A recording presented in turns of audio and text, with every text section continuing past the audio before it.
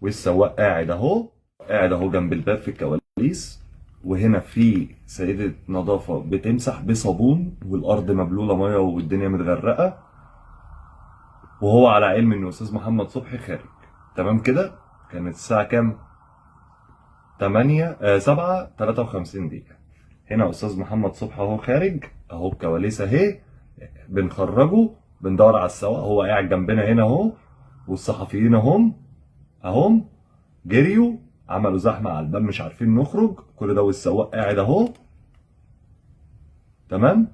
هنا حصل تدافع وزق من الصحفيين لينا عشان عايزين يتكلموا مع استاذ محمد صبحي، وهنا كنا هنقع بسبب الصابون اللي على الارض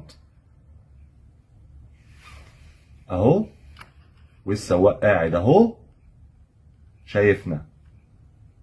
تمام. هنا توجهنا للعربية،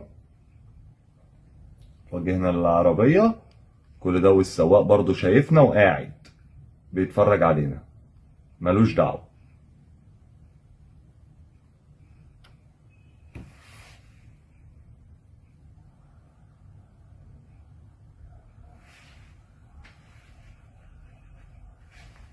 جنبيه كوباية شاي أو في إيده كوباية شاي، هو ملوش دعوة، هو مستني الكوباية تخلص عشان يبتدي يقوم.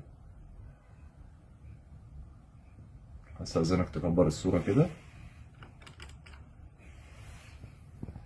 أهو، الناس بدأت تتفرج علينا.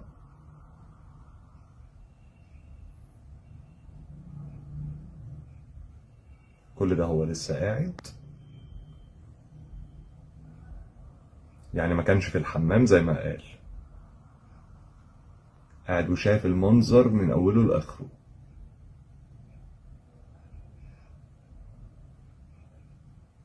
هنا بطوط بدأ يجري يخش يدور عليه وهو قاعد جنبه،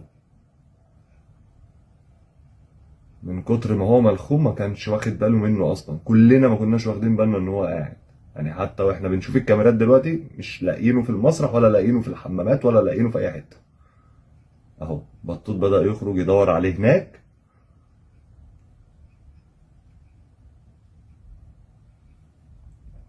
كل ده أستاذ محمد صبحي عند العربية. كل ده واحنا واقفين بنتزق من الصحفيين عند العربية، مش واقفين، ده احنا بنتزق لدرجة ان هو بعد ولف ناحية الشجر وبقى مستخبي في الشجر ومش قادر يقف وساند على العربية. اهو كل ده هو شايف الموقف قدام عينيه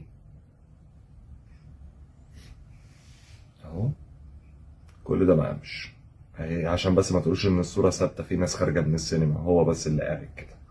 زق حد بعد اذنكم يا جماعه، يعني خلينا من على بعد. طيب ممكن من تحت يعمل عشان الميه، خلي بالك. تمام. خلي بالك بالراحه. مش هينفع نزق، مش هينفع. انا معاك.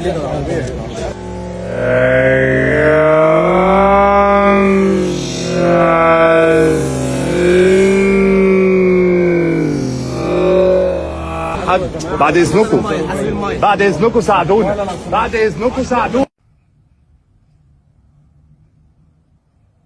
هنا جاله تليفون، ابتدى يقوم اهو، طلع يجري لأستاذ محمد صبحي وبيطلع مفاتيح من ويطلع المفاتيح اهي.